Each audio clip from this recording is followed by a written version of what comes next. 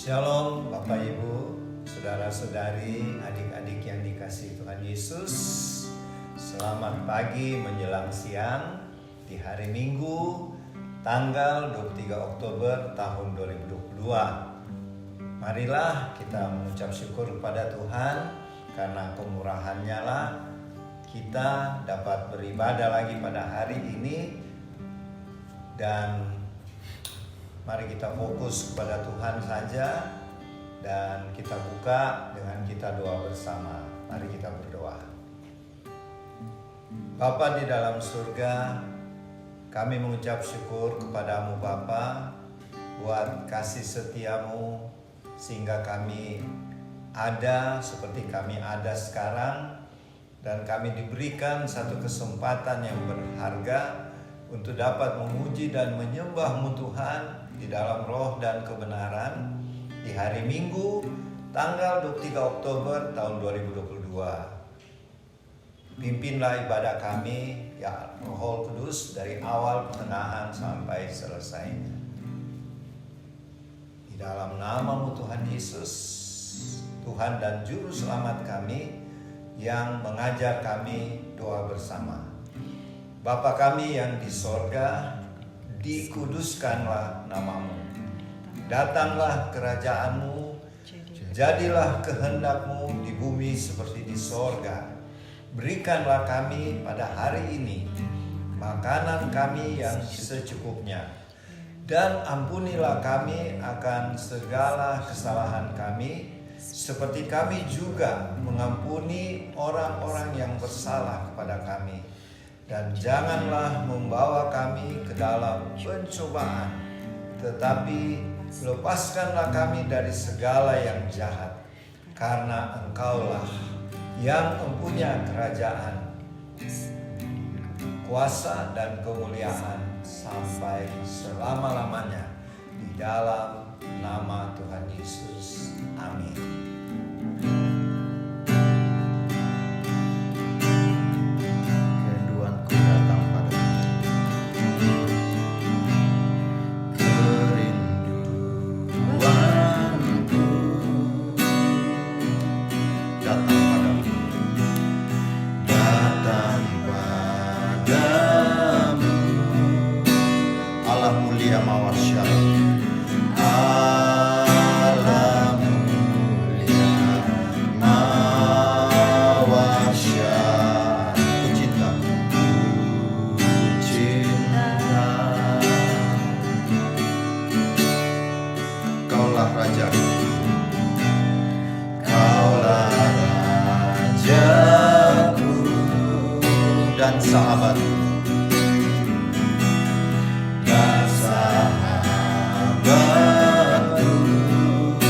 Terindah termanis Engkau bagiku, terindah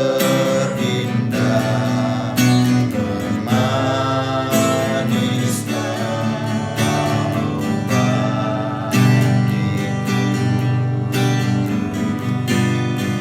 Ku sembah Kau dalam roda, ku sembah dalam roh dan kebenaran. Ku sembah Kau, ku sembah Kau dalam roh dan kebenaran.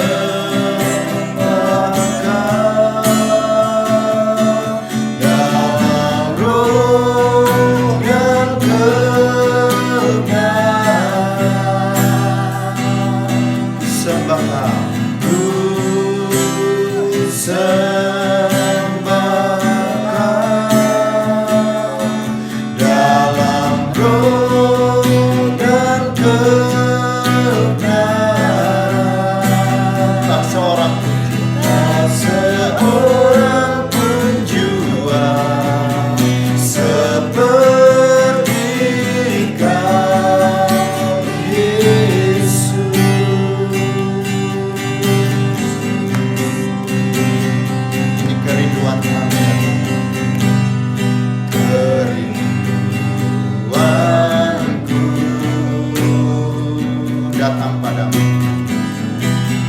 Datang padamu, Allah mulia mawarsyamu. Allah mulia mawarsyamu. Cinta, cinta, Kaulah Raja, Kaulah Rajaku dan sahabatku, dan sahabatku. Terindah termanis Engkau bagiku, terindah termanis, termanis Engkau bagiku.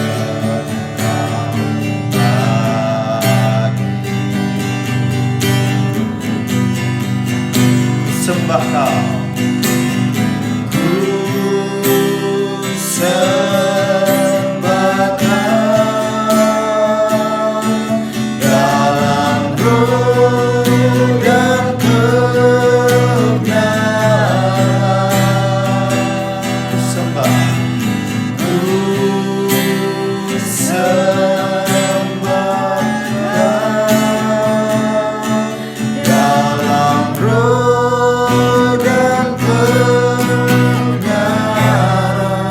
Tak seorang pun jua, tak seorang pun jua seperti Kau, Yesus. Kami sembah, sembah, ku sembah Kau dalam roh dan kebenaran. Kami sembah Kau, ku sembah Kau dalam roh dan kebenaran. Tak seorang pun jua seperti Kau, Yesus. Sekali lagi kerinduan kami, kerinduanku hanya ingin datang padamu, datang padamu, Allah mulia mawarsyamu.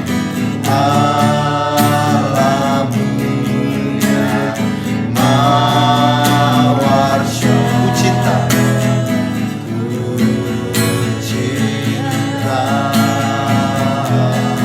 Kaulah Rajaku dan sahabatku, Kaulah Rajaku dan sahabat kami, dan sahabatku. Terindah termanis, terindah termanis, karena Engkau bagiku.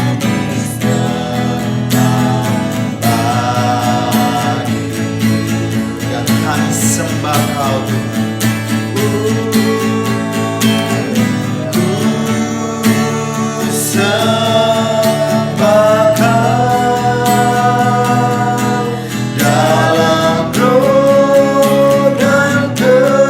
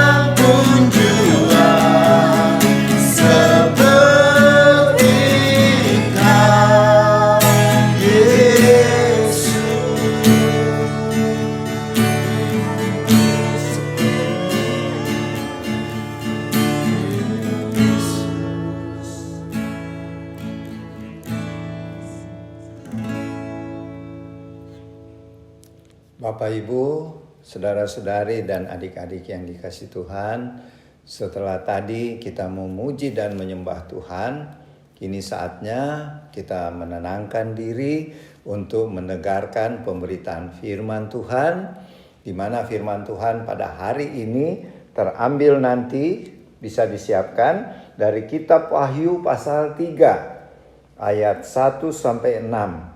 Merupakan lanjutan dari minggu lalu ya. Kalau minggu lalu surat kepada jemaat di Tiatira, sekarang surat kepada jemaat di Sardis. Jemaat di Sardis ya. Sebelum pemberitaan firman, mari kita mohon pimpinan Allah Roh Kudus. Kita berdoa.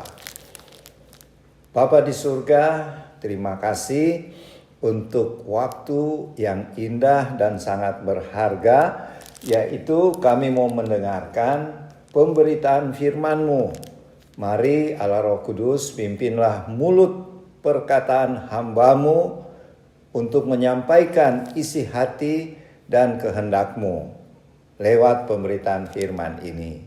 Dan jadikanlah kami yang mendengar memiliki hati seperti tanah yang subur dan gembur, supaya benih yang kekal yaitu firman Tuhan ketika ditaburkan akan bertumbuh berakar kuat dalam hidup kami, sehingga akan menghasilkan buah-buah untuk kemuliaan bagi nama Tuhan Yesus. Berfirmanlah ya Tuhan, di dalam nama Tuhan Yesus. Amin.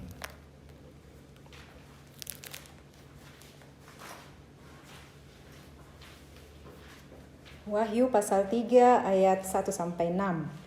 Kepada jemaat di Sardis. Dan tuliskanlah kepada malaikat jemaat di Sardis, inilah firman Dia yang memiliki ketujuh roh Allah dan ketujuh bintang itu. Aku tahu segala pekerjaanmu. Engkau dikatakan hidup, padahal engkau mati. Bangunlah dan kuatkanlah apa yang masih tinggal yang sudah hampir mati, sebab tidak satu pun dari pekerjaanmu aku dapati sempurna di hadapan Allahku. Karena itu ingatlah bagaimana engkau telah menerima dan mendengarnya, turutilah itu dan bertobatlah. Karena jikalau engkau tidak berjaga-jaga, aku akan datang seperti pencuri dan engkau tidak tahu pada waktu manakah aku tiba-tiba datang kepadamu. Tetapi di Sardis ada beberapa orang yang tidak mencemarkan pakaiannya. Mereka akan berjalan dengan aku dalam pakaian putih, karena mereka adalah layak untuk itu. Barang siapa menang, ia akan dikenakan pakaian putih yang demikian. Aku tidak akan menghapus namanya dari kitab kehidupan, melainkan aku akan mengaku namanya di hadapan Bapa-Ku dan di hadapan para malaikatnya. Siapa bertelinga, hendaklah ia mendengarkan apa yang dikatakan Roh kepada jemaat-jemaat. Amin. Ya. Bapak Ibu, saudara-saudari, adik-adik yang dikasihi Tuhan, jemaat di Sardis mendapat surat sebenarnya dari Tuhan Yesus ya, tetapi melalui Rasul Yohanes yang waktu itu sebagai seorang narapidana yang dibuang oleh pemerintah yang berkuasa di Asia Kecil waktu itu, yaitu pemerintah Romawi ya. Kenapa Yohanes dibuang ke Pulau Patmos sebagai narapidana? Karena dia memberitakan Injil. Jadi tidak gampang memberitakan Injil ya. Bisa-bisa jadi narapidana. Dan kemudian penyebabnya ternyata waktu di kota Efesus, dia tidak mau menyembah patung Kaisar Romawi waktu itu yang ada di kuil-kuil. Sehingga dianggap berkhianat kepada bangsa Romawi, sehingga Rasul Yohanes dibuang ke Pulau Patmos sebagai narapidana atau tawanan. Karena dia tidak mau kompromi dengan imannya. Dia cuma percaya Tuhan Yesus, tidak mau menyembah patung Kaisar Romawi waktu itu, ya. Kaisar Domitianus, itu patungnya banyak di daerah Asia Kecil. Kita kembali ke jemaat Sardis ya. Kota Sardis itu kalau kita sekarang ke Turki Itu yang di jemaat Sardis dulu itu tinggal puing-puing ya. Padahal itu adalah satu ibu kota waktu zaman dulu ya. Ibu kota kerajaan Lydia. Kerajaan Lydia itu dulu sangat jaya ya sebelum Yunani dan Romawi. Kalau kita lihat di sejarah dunia, Yunani pernah jaya waktu pemerintahan siapa? Alexander the Great atau Iskandar Agung bahasa Indonesianya. Dan kemudian setelah Yunani tumbang, muncul kekuasaan Romawi. Itulah yang menjajah kerajaan-kerajaan yang ada di Turki waktu itu. Ya, sekarang Turki ya. Dan pada waktu itu ada kerajaan Lydia, ya. Kerajaan Lydia ini kerajaan yang jaya ya waktu itu, dan ibu kotanya kerajaan Lydia ini di Sardis ini. Jadi Sardis ini ibu kota satu kerajaan yang besar pada waktu itu. Saingannya kerajaan Frigia, kerajaan Persia, kemudian muncul kerajaan Persia, Yunani, Romawi. Itu kalau lihat di nubuat Nabi Daniel ya. Jadi Bapak Ibu Saudara-saudari, yang pertama kita tahu dulu kota Sardis sekarang tinggal puing-puing ya. Dan sebenarnya kata Sardis itu bahasa Turkinya Sard. Apa itu Sard? Sardis?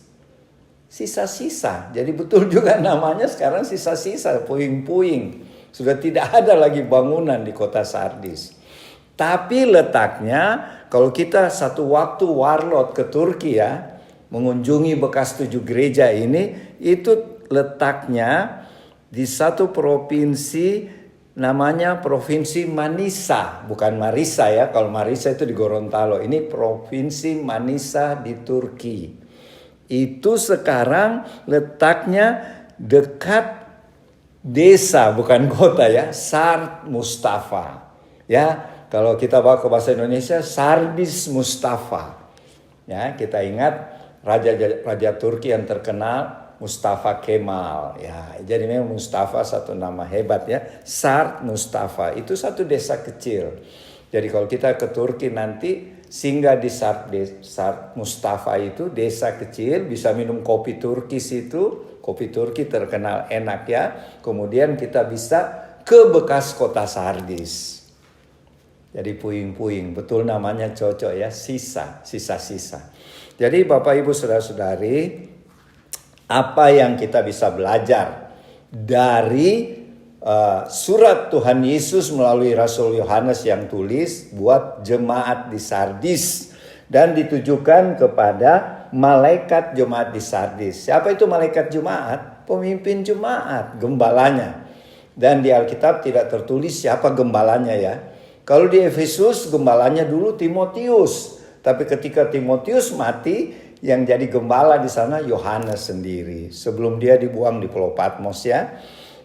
Jadi kita tidak tahu siapa namanya gembala di Sardis waktu itu. Tapi jemaat di Sardis dulu terkenal jaya ya, hebat. Tetapi makin lama makin menurun. Dan waktu zaman surat ini ditulis, Tuhan Yesus menegur mereka. Kalau orang lihat, jemaat lain lihat, misalnya jemaat Efesus, jemaat Tiatira, jemaat Pergamus lihat, wah hebat, gerejanya masih ada, masih megah. Dan jemaatnya masih aktif beribadah. Tetapi di mata Tuhan katakan gini di ayat Ayat 1 bagian D. Aku tahu segala pekerjaanmu. Maksudnya bahasa aslinya gini, aku tahu segala kegiatan pelayananmu. Kau kelihatan rajin pergi beribadah di gereja. Kau rajin melayani. Tetapi di mataku kau sesungguhnya mati. Aduh, keras ini. Inilah salah satu jemaat yang Tuhan tegur keras. Padahal kalau secara mata duniawi, mereka gereja yang hebat. Kalau pergi di sana, di bekas gereja Sardis, di situ megah kelihatannya. Puing-puingnya kelihatan megah dan ada tertulis nama-nama orang Yahudi. Jadi di kuil-kuil tempat dewa-dewa ada nama orang Yahudi. Jadi kesimpulannya gini. Orang-orang Yahudi pada waktu itu mayoritas ya di daerah Asia kecil itu, di ketujuh jemaat itu, orang Yahudi itu banyak yang datang dari Yerusalem, datang dari Israel, tinggal di daerah Turki ini, karena ini waktu itu ya, zamannya kerajaan-kerajaan lagi jaya. Dan orang Yahudi sambil mereka berdagang, mereka juga buat sinagog. Sinagog itu tempat ibadah, tempat mereka ketemu ya pada hari Sabat, ngobrol-ngobrol. Dan dipakai juga oleh orang-orang Yahudi yang sudah percaya Tuhan. Jadi di sinagog kadang-kadang terjadi percampuran, memang waktu itu masih campur. Orang-orang Israel yang sudah Kristen dan orang-orang Israel yang masih agama Yudaisme yang belum menerima Tuhan Yesus sebagai juru selamat. Dan ingat di kota Sardis pada waktu itu mayoritas beragama Romawi. Jadi bukan agama Kristen, bukan agama Yahudi. Jadi ada 3 agama besar di kota Sardis. Agama yang percaya dewa-dewa Romawi dan percaya kepada kaisar, itu agama pertama yang mayoritas ya oleh penduduk Turki waktu itu. Agama yang kedua agama Yahudi, karena orang-orang Yahudi banyak dan diakui pemerintah Roma ya. Dan kemudian orang-orang Turki yang sudah menjadi percaya Tuhan Yesus akibat penginjilan dari Paulus dan Yohanes ya. Mereka jadi Kristen ya. Jadi makanya waktu diselidiki itu puing-puing oleh ahli arkeolog, ada nama-nama orang Yahudi di pilar-pilar kuil dewa. Maksudnya gini, karena orang Yahudi bangga ya namanya diukir. Makanya pada ayat keberapa itu Tuhan tertulis gini, Wahyu 3 ayat 5. Aku tidak akan menghapus namanya dari kitab kehidupan.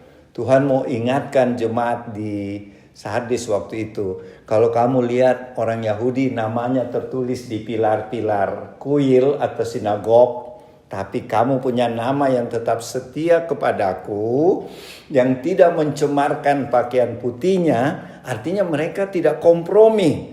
Sebab pada waktu itu dosanya orang Sardis, jemaat Sardis, mereka kelihatan beribadah rajin ya. Ini peringatan juga buat kita orang percaya zaman sekarang.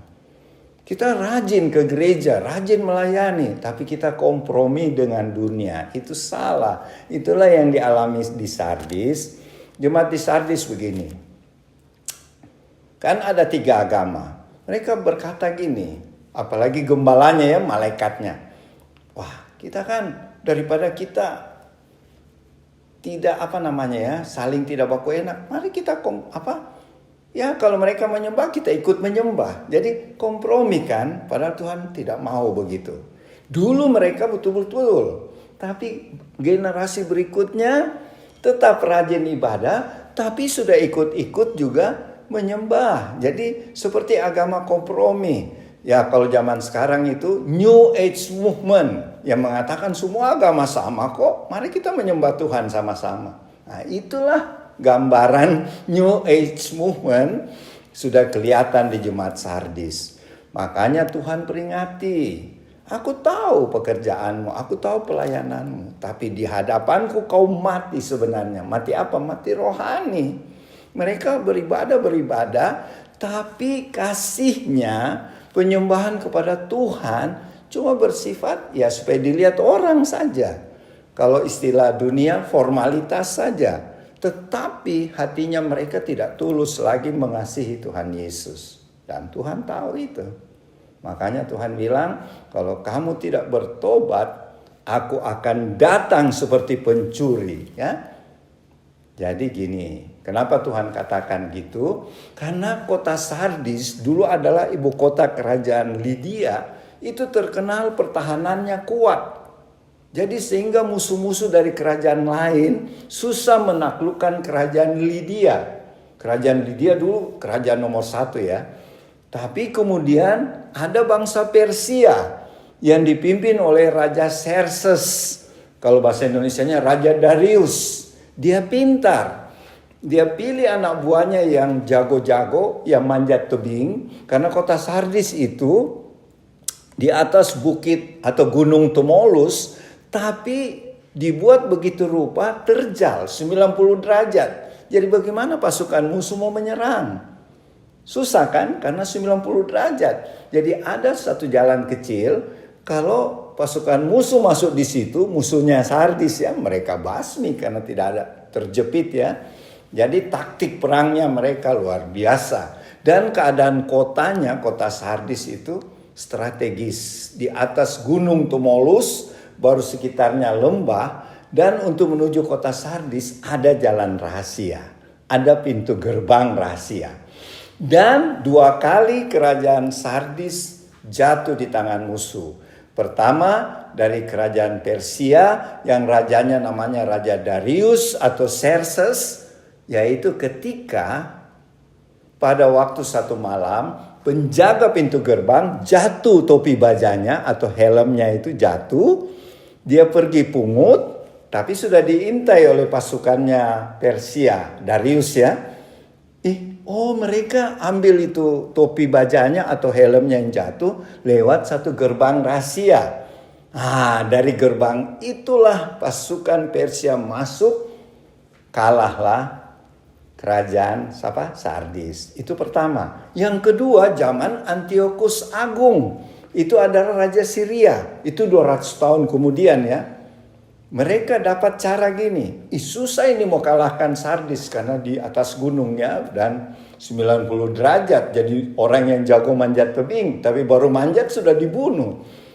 Tapi mereka lihat kok banyak binatang pemangkahan bangkai selalu ada di tempat itu. Ternyata prajurit-prajuritnya Sardis itu membuang daging-daging untuk dimakan oleh burung pemakan bangkai ini. Atau disebut vultura ya, seperti gagak dan lain-lain. Jadi mereka lihat, ada pintu di situ dan disitulah pasukan Surya. Antiochus Agung itu Raja Surya ya. Mereka masuk dari situ, jatuhlah kerajaan Sardis. Jadi seperti pencuri kan? Itu Tuhan ingatkan. Kalau kamu tidak bertobat, hai jemaat Sardis. Seperti kerajaanmu dikalahkan 2 musuh, tapi caranya sembunyi-sembunyi. Dan aku akan datang seperti pencuri, Tuhan bilang. Tetapi kalau kamu bertobat, dan Tuhan bilang juga, ternyata ada juga jemaat meskipun jumlahnya kecil, masih tetap setia pada Tuhan. Ada di ayat keberapa itu? Ayat keempat. Tetapi di Sardis ada beberapa orang tidak mencemarkan pakaiannya. Artinya mereka tetap setia pada Tuhan, tidak kompromi. Tidak seperti sebagian besar orang Kristen di sana kompromi. Kalau orang agama lain masuk di kuilnya, kita juga ikut saja supaya terjadi persahabatan. Intinya gitu ya. Terjadi damai. Jadi kita harus kompromi dengan agama mereka. Tapi kita ingat, Tuhan Yesus saja waktu ada di dunia, dia tidak kompromi. Makanya dia bilang sama ke-12 murid-muridnya, kamu saya utus seperti ke tengah-tengah serigala. Anak domba ke tengah serigala. Tuhan tidak mau kompromi. Injil tetap harus diberitakan. Jadi apa artinya buat kita, khususnya Warlot? Jangan karena pekerjaan kita misalnya di kantor, kita kompromi dengan dosa. Kita kompromi misalnya dengan sogokan. Tuhan tidak mau begitu. Kalau kita percaya Tuhan Yesus harus sungguh-sungguh. Atau kita percaya Tuhan Yesus, tapi masih berhubungan dengan setan-setan, masih suka ke okultisme, dengan alasan macam-macam. Tidak sembuh-sembuh Pak Pendeta. Jadi kita pergi orang pintar. Tidak boleh ya. Kalau percaya Tuhan Yesus harus 100%. Tidak boleh kayak jemaat di Sardis. Mereka kompromi dengan dua agama lain itu. Agama Yahudi dan agama Romawi. Tuhan tidak mau. Sehingga Tuhan tegur. Tapi ternyata Tuhan bilang masih ada. Biar kalau jumlahnya kecil, tetapi tidak mencemarkan pakaiannya. Maksudnya tidak ikut berdosa, tidak ikut kompromi dengan jemaat sebagian besar. Dan Tuhan katakan, mereka yang jumlahnya kecil ini, aku akan berjalan dengan mereka dengan pakaian putih. Karena mereka layak untuk itu. Apa maksudnya Tuhan? Maksudnya gini, kalau orang yang tetap setia pada Tuhan Yesus, misalnya kita sekarang tetap setia, meskipun banyak godaan, banyak tekanan, kita tetap setia, Tuhan akan berjalan sama kita. Artinya menyertai kita dan kasih pakai baju putih. Kenapa Tuhan katakan baju putih? Kalau kita berpikir baju putih, tentang kebenaran, kesucian. Tapi di sini maksudnya lain. Waktu itu di kerajaan Sardis, kalau terjadi peperangan dan kalau menang, tentaranya itu diarak, dikasih pakai baju putih. Jadi tandanya kemenangan. Jadi kalau kita tetap setia pada Tuhan, Tuhan kasih kita pakai baju kemenangan yang disebut baju putih.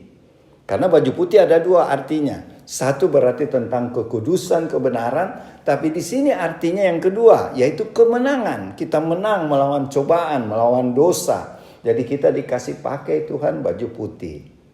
Ya, karena di kerajaan Sardis begitu. Kalau menang perang, prajurit-prajuritnya dikasih pakai baju putih. Jadi seperti baju kehormatan dan baju kemenangan, ya, menang dari perang.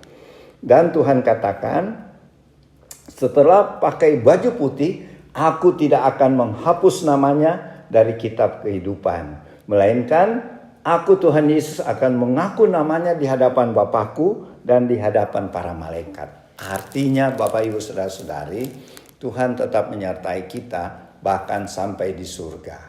Jadi mari kita tetap setia, jangan kita kompromi dengan ajaran duniawi. Kadang-kadang banyak saya lihat orang Kristen pakai filsafat dunia daripada firman.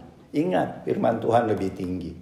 Jangan kompromi, ya. Kalau kita kompromi, kita seperti jemaat di Sardis. Dan Tuhan bilang, dia akan mencabut kita, ya. Artinya dia akan membuang kita. Tapi marilah kita tetap setia, ya.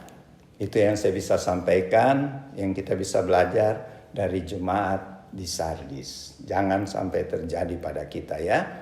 Semoga firman Tuhan ini bisa menjadi berkat, menjadi pedoman buat kita semua.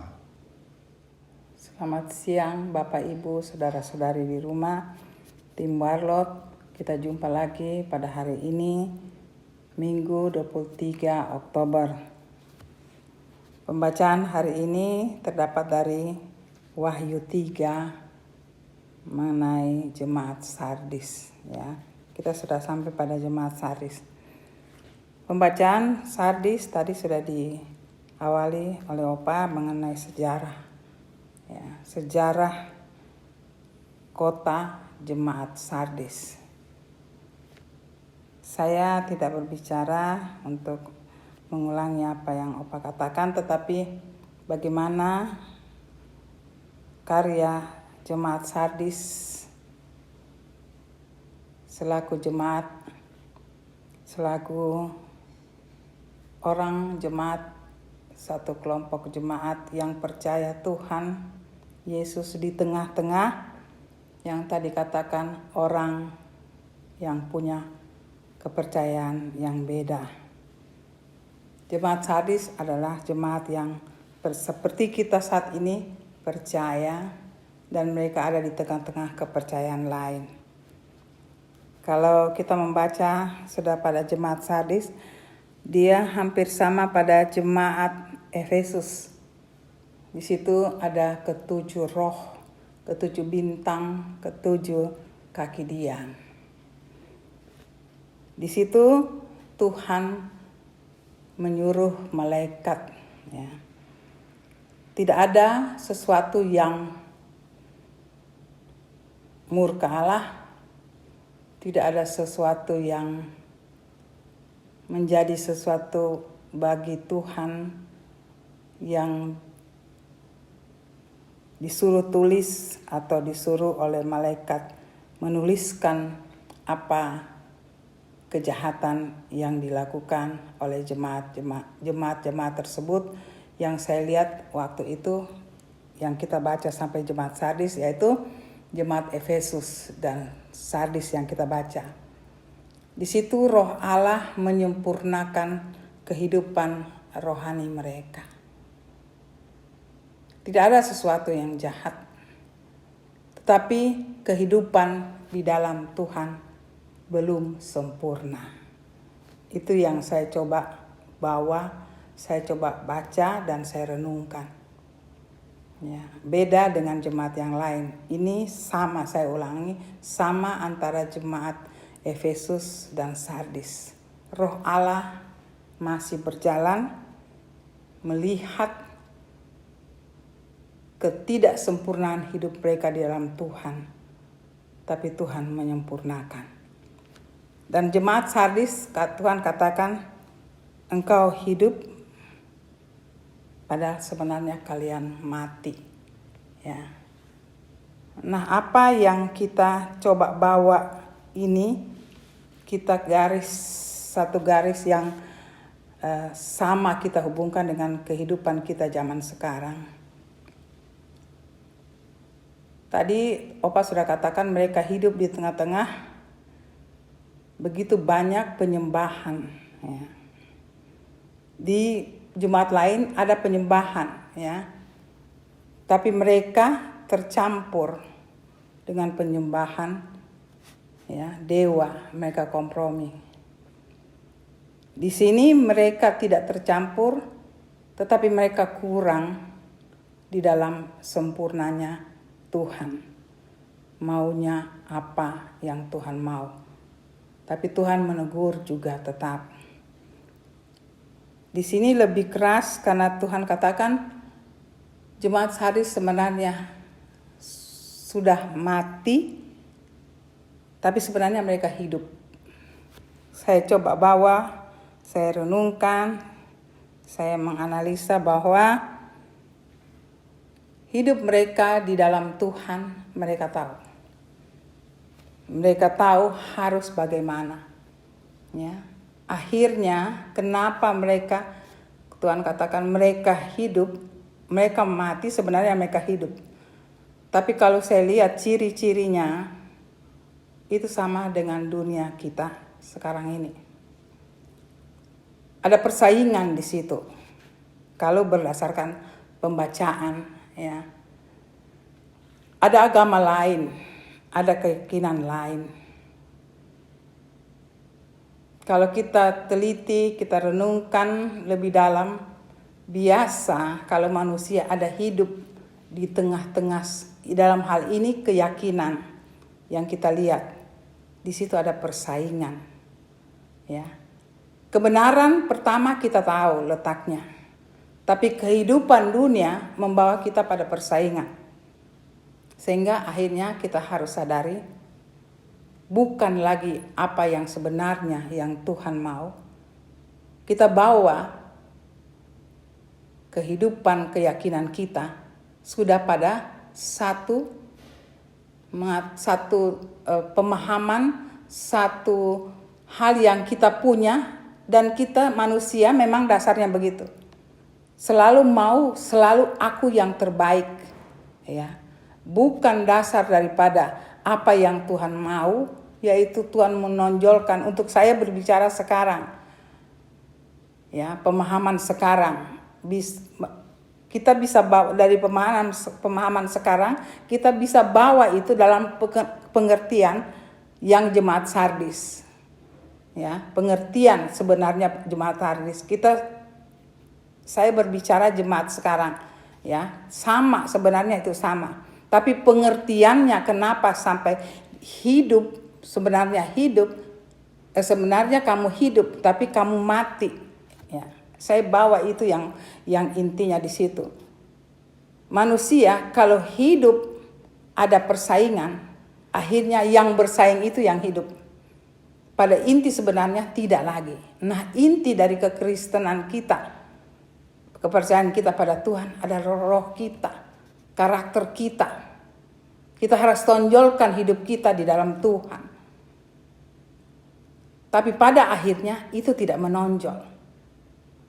Kita bawa persaingan itu di dalam tingkat di mata kita adalah mata dunia. itu saya coba merenungkan itu sampai akhirnya apa yang sebenarnya itu hilang. Nah, disinilah Tuhan katakan kamu sebenarnya hidup, padahal kamu mati, padahal sebenarnya kamu hidup. Yang mati di sini adalah, saya ambil satu kesimpulan, yang mati adalah rohnya. Ya. Jadi kehidupan itu hanya hidup secara dunia. Itulah Tuhan menegur mereka.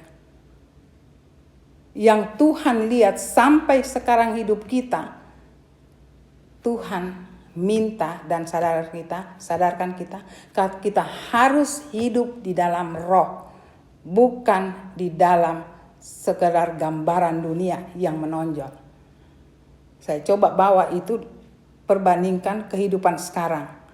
Ya, kita bisa katakan bahwa kita hidup karena roh. Kita mati karena hidup roh kita tidak hidup, sehingga kita mati karena bersandar pada dunia.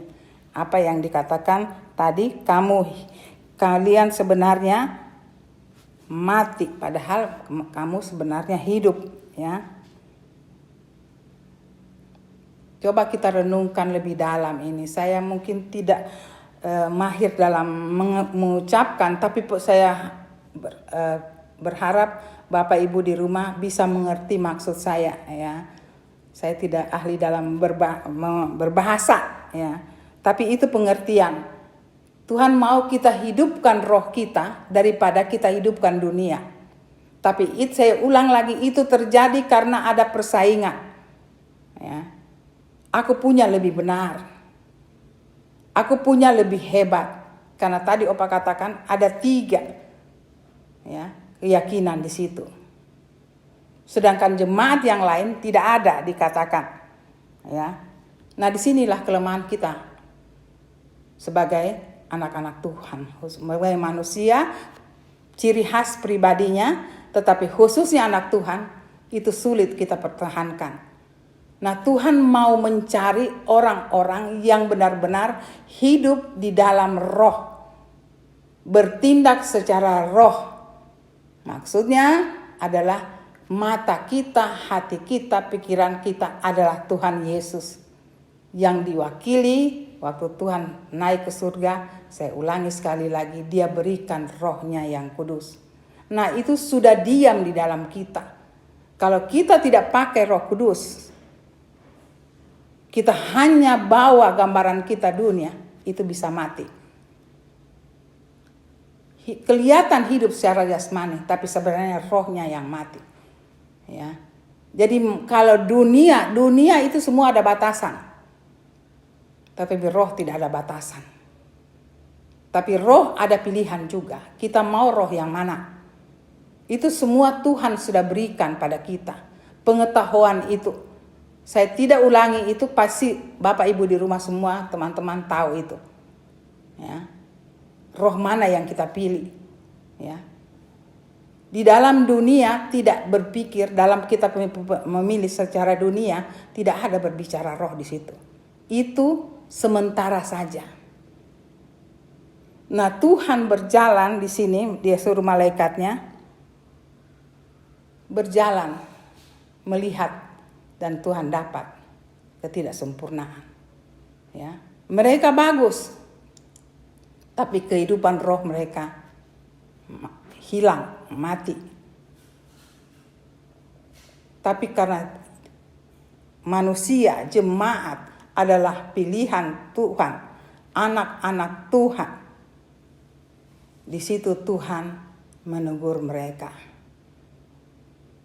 Tidak ada seperti, saya ulangi, tidak ada seperti jemaat yang lain datang dengan menyala, mata seperti menyala api, kaki bagikan tembaga, dengan datang yang satunya datang dengan mulut pedang bermata 2. Itu satu teguran. Di sini yang Sardis dan Efesus itu Tuhan datang menegur ketidaksempurnaan mereka. Dan Tuhan jalan untuk menyempurnakan mereka. Dan Tuhan katakan pada akhirnya bahwa bangunlah, perkuatkanlah apa yang masih ada pada kalian sebelum itu mati sama sekali. Saya ambil dari Alkitab versi masa kini. Jadi sebenarnya masih ada, tapi Tuhan menyempurnakan, untuk menyempurnakan. Apa yang masih ada dibangkitkan kembali. Itu sebenarnya yang Tuhan mau. Ya. Jangan mati sama sekali. Jadi Tuhan mengontrol semua kehidupan kita. Kita harus tahu, Bapak Ibu, teman-teman di rumah, kehidupan kita khususnya anak Tuhan, Tuhan mengontrol kita. Bagaimana kita hidupkan roh kita. Ya, jangan mati, karena roh itu menghidupkan.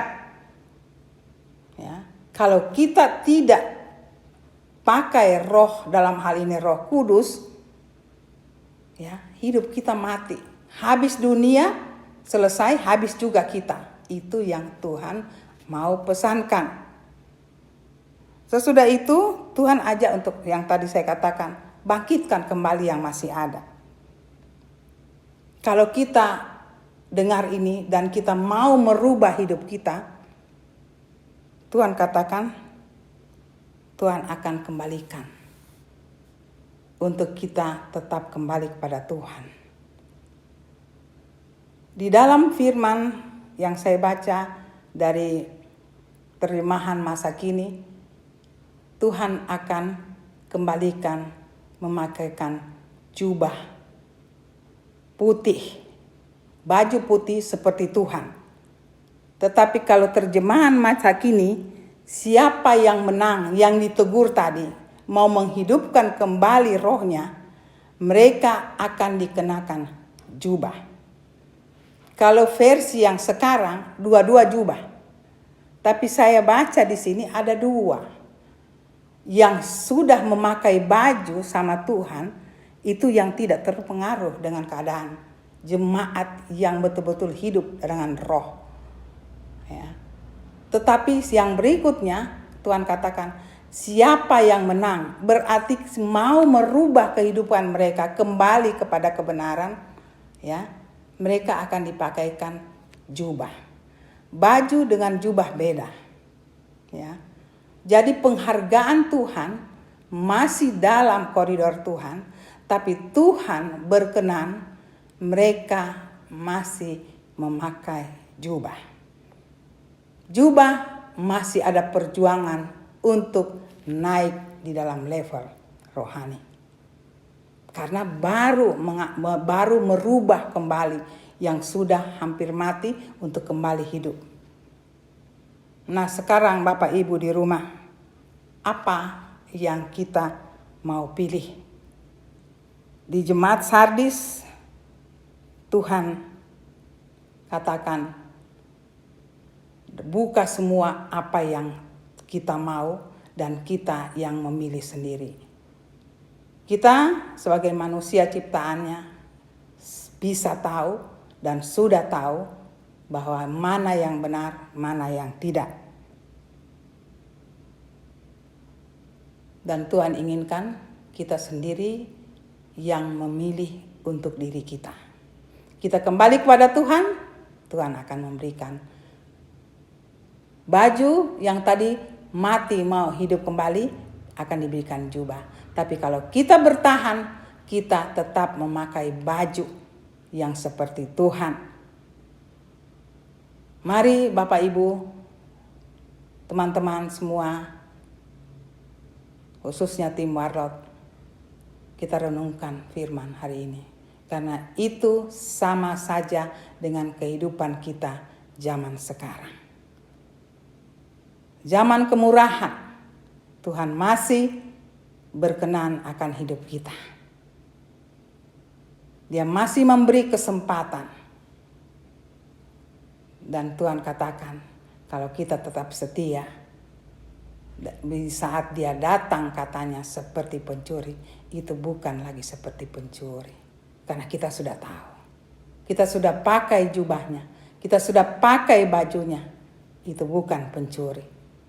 Pencuri kalau kita tidak siap. Mari teman-teman di rumah, kita siapkan hidup kita, karena sebentar lagi Tuhan sudah mau datang. Ini menjadi contoh jemaat Sardis untuk kita.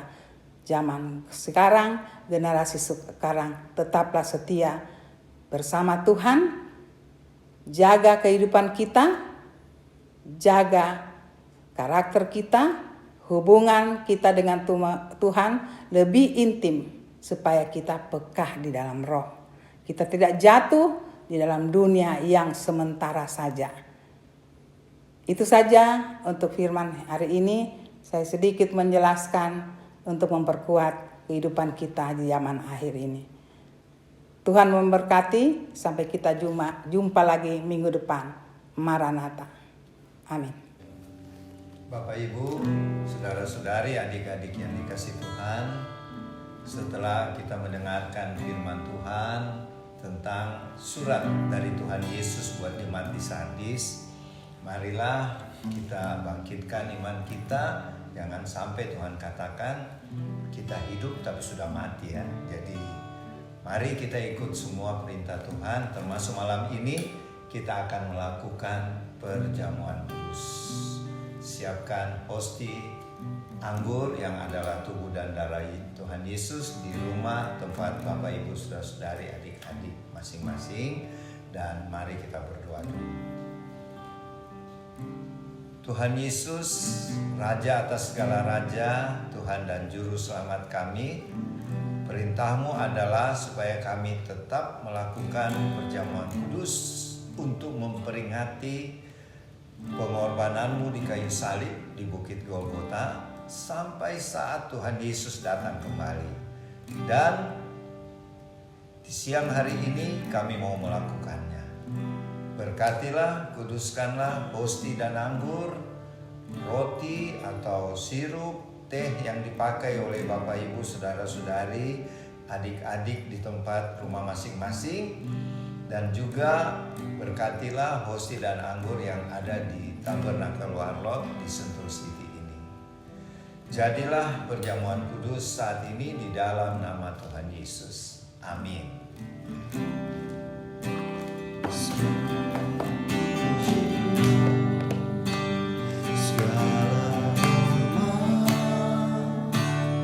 Segenap hatiku menyembah, terimalah segenap hidupku sebagai persembahan yang dikuduskan. Segala puji, segala hormat, segenap hatiku menyembah. Terimalah segenap hidupku sebagai persembahan yang hidup.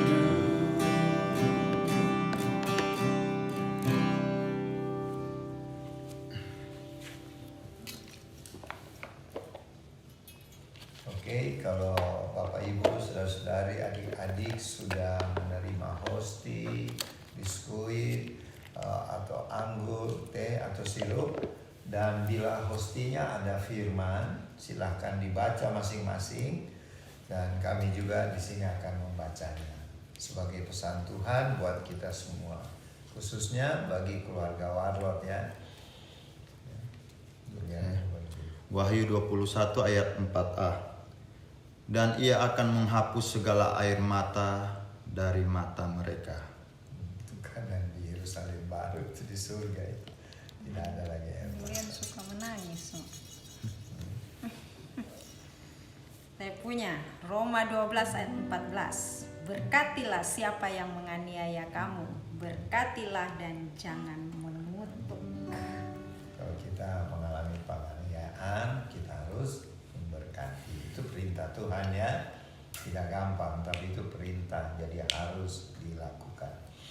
Ya, Mama. Mazmur 66 ayat 19. Sungguhnya Allah telah mendengar, Ia telah memperhatikan doa yang ucapkan. Jadi semua doa-doa kita pasti Tuhan dengar dan jawab sesuai waktunya Tuhan ya. Jadi kita tidak boleh memaksa Tuhan, tapi kita beriman doa kita didengar ya.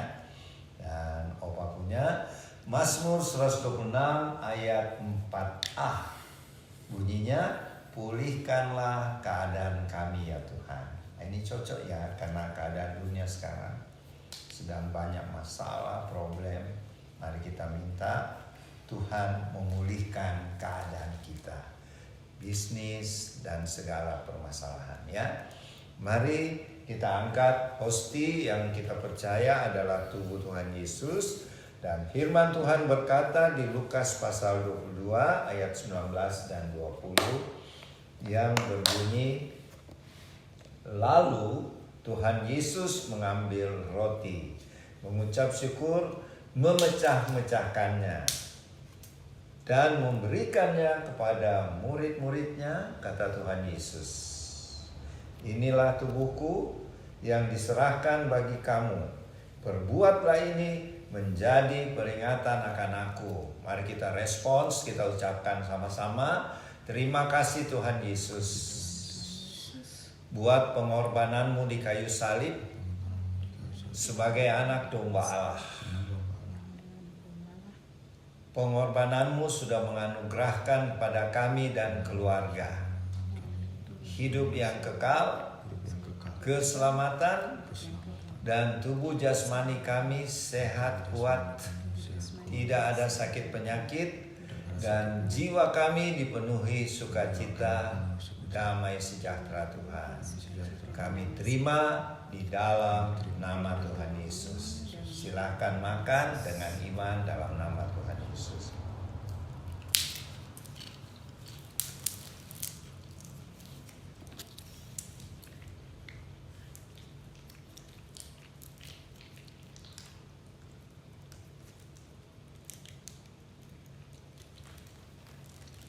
Terima kasih Tuhan Yesus. Kita angkat cawan perjamuan. Firman Tuhan berkata, demikian juga dibuat Tuhan Yesus dengan cawan sesudah makan. Tuhan Yesus berkata, cawan ini adalah perjanjian baru oleh darahku yang ditumpahkan bagi kamu. Mari kita ucapkan sama-sama. Terima kasih Tuhan Yesus buat darahmu yang suci, darah anak domba Allah yang telah tercurah di kayu salib di Bukit Kalvari. Darahmu yang suci sudah memeteraikan kami dan keluarga menjadi warga kerajaan sorga, menjadi duta-duta kerajaanmu untuk memberitakan Injil kerajaanmu, memenangkan jiwa-jiwa menjelang kedatangan Tuhan Yesus yang kedua kali dengan kami memakai hikmat kuat kuasa Roh Kudus. Kami terima di dalam nama Tuhan Yesus. Silakan minum dalam nama Tuhan Yesus.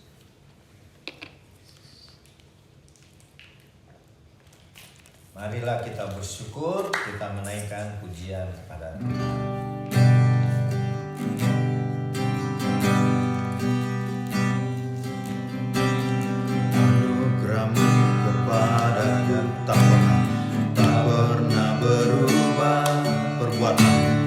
Perbuatanmu terlukiskan di dalam hati, tercenangku dibuatmu, ku kagum padamu. Tak ada hal di hidupku yang luput dari kau. Indah kau mulia, tiada sepertimu. Ku ingin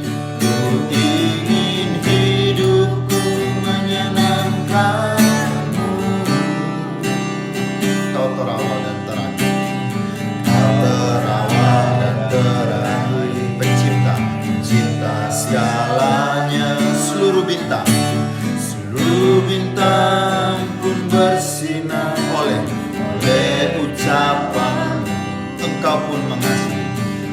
Kau mengasihiku, penulis hidupku. Tak henti senap nafasku menyembahmu selalu. Puji sembah tiada seperti ku ingin hidupku menyenangkanmu. Segala puji, segala hormat, senap hatiku menyembahmu. Terimalah saat hidupku sebagai persembahan yang hidup. Segala puji, segala hormat, senap hatiku menyembahmu. Terimalah senap hidupku sebagai persembahan yang hidup. Bukan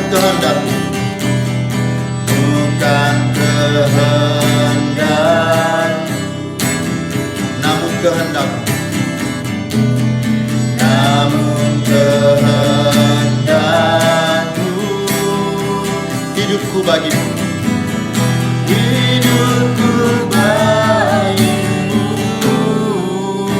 Kau indah, kau mulia, tiada seperti. Ingin hidupku menyenangkanmu. Segala puji, segala hormat, senap hatiku menyembahmu. Terimalah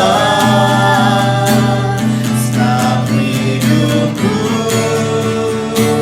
sebagai persembahan yang hidup. Segala puji, segala hormat, senap hatiku menyembahmu. Terimalah senap hidupku sebagai persembahan yang hidup. Sebagai persembahan yang hidup. Sebagai persembahan yang, sekali lagi, sebagai persembahan, sebagai persembahan yang hidup bagimu. Terima kasih Bapa. Itulah ungkapan syukur kami. Terimalah persembahan hidup kami. Pakailah hidup kami, khususnya Warlord bersama keluarga, untuk melaksanakan amanat agung, terutama menjelang kedatangan-Mu yang kedua kali, Tuhan.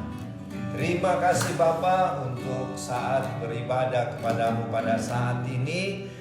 Kami mohon Tuhan memberkati Bapak Ibu, saudara-saudari, adik-adik di rumah masing-masing, di tempat tinggal masing-masing bersama keluarga, ataupun yang sedang di dalam perantauan sendirian atau bersama teman-teman. Tuhan kiranya memberkati.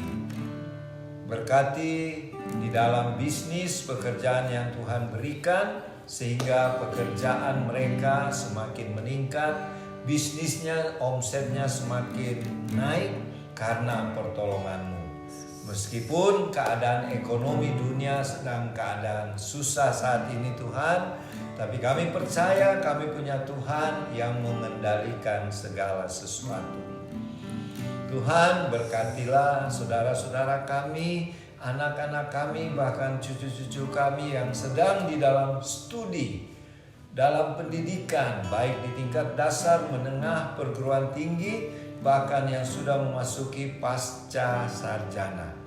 Tuhan memberkati, menolong agar berhasil di dalam studi, bahkan di dalam cita-cita yang Tuhan sudah taruhkan di dalam hati mereka.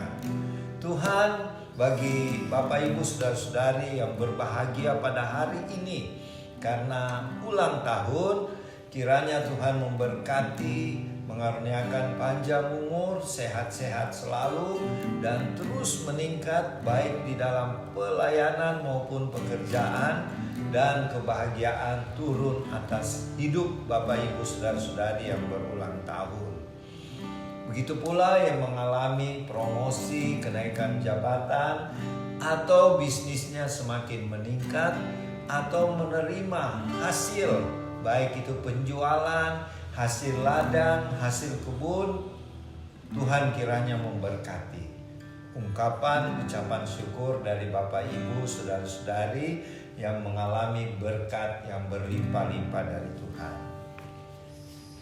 Bapak yang mengalami kesusahan karena permasalahan keluarga, mungkin juga permasalahan keuangan, permasalahan kesehatan, yang sedang dalam keadaan sakit, kiranya Tuhan sembuhkan.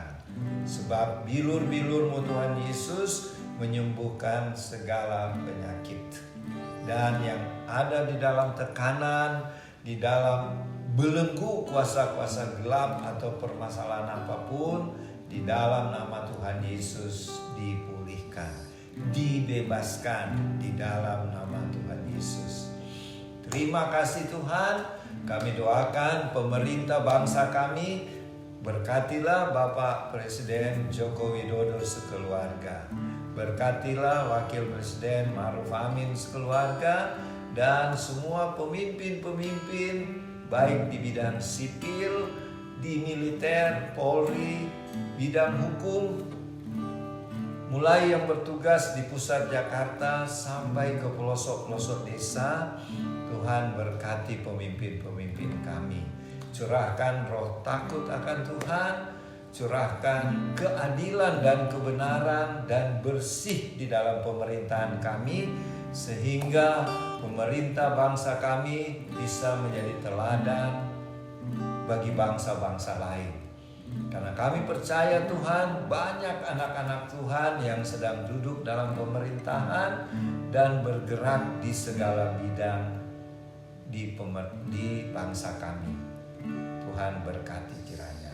Dan bila ada permasalahan yang sedang melanda bangsa kami, tolonglah bangsa kami supaya tetap aman, dalam keadaan stabil, tidak terpengaruh oleh banyaknya masalah, isu-isu yang sedang berkembang, karena kami hanya bergantung dan mengharapkan pertolongan-Mu. Terima kasih Tuhan, buat teman-teman Warlot bersama keluarga, juga simpatisan-simpatisan Warlot bersama keluarga. Tuhan memberkati, Tuhan satukan kami tetap sepakat di dalam pelayanan-pelayanan yang Tuhan sudah berikan kepada kami, terutama memenangkan jiwa-jiwa menjelang kedatangan-Mu yang kedua kali, sehingga pada peristiwa pengangkatan banyak yang mengalami pengangkatan. Terima kasih Tuhan. Sebelum kami mengakhiri ibadah ini, kami akan menerima berkat-berkat daripada-Mu. Mari kita terima berkatnya.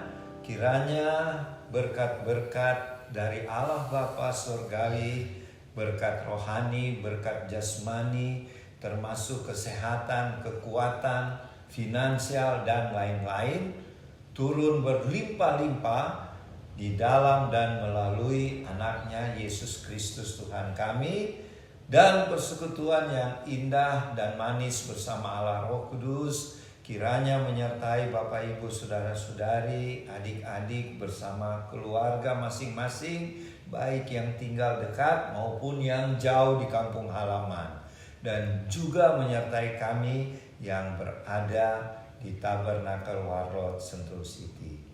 Mulai siang ini sampai Maranatha Tuhan Yesus datang di angkasa, mengangkat kita semua di dalam peristiwa pengangkatan, bahkan sampai selama-lamanya. Di dalam nama Tuhan Yesus. Haleluya. Amin. Terima kasih, ibadah selesai. Sampai jumpa lagi minggu depan tanggal 30 September 2022. Oktober. Maaf, dikoreksi, minggu depan tanggal 30 Oktober tahun 2022. Sampai jumpa lagi, Tuhan Yesus memberkati. Shalom.